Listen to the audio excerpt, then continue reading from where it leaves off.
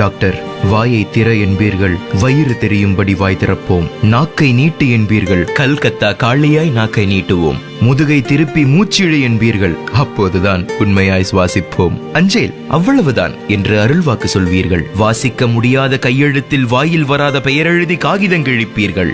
3 வேளை எனும் தேசிய கீதத்தை 2 வார்த்தையில் பாடி முடிப்பீர்கள். போதாது டாக்டர், எங்கள் தேவை இது இல்லை டாக்டர். நோயாளி அவன் பாமரன், சொல்லிக் கொடுங்கள்.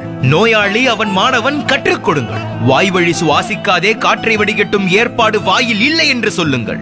சுவாசிக்கவும் சூத்திரம் உண்டு, எத்தனை பாமரர் இதை அறிவார்? சுவாசிக்கப்படும் சுத்த காற்று நுரையீரலின் தரை தொட வேண்டும். தரை எங்கே தொடுகிறது?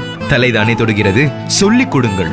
சாராயம் என்னும் திரவியத்தை தீண்டாதே, கல்லீரல் எரிந்துவிடும். கல்லீரல் என்பது கழுதை, பாரஞ்சுமக்கும். படுத்தால் எழாது, பயமுறுத்துங்கள்.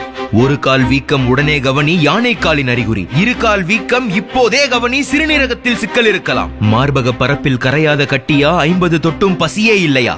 சோதிக்க சொல்லுங்கள். அறியாத புற்றுநோய் ஆவணாவ் எழுதியிருக்கலாம். நோயாளியை தூக்கத்தில் இருந்து துரத்துங்கள் டாக்டர்.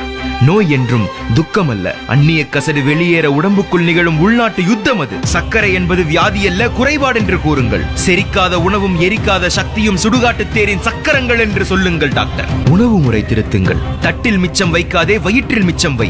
பசியோடு உட்கார், பசியோடு எழுந்திரு சொல்லுங்கள் டாக்டர். அவிக்காத காய்களை அமிர்தம் என்று சொல்லுங்கள் டாக்டர். பச்சை உணவுக்கு பாடம் நடத்துங்கள். மருந்தை உணவாக்காதே, உணவை மருந்தாக்கு. மாத்திரை சிறை விட்டு மனிதனே வெளியே வா. மனிதனை தேடி மரணம் வருவதில்லை, மரணத்தை தேடியே மனிதன் போகிறான். டாக்டர், எல்லா மனிதரையும் 2 கேள்வி கேளுங்கள். பொழுது மலச்சிக்கல் இல்லாமல் விடுகிறதா? மனச்சிக்கல்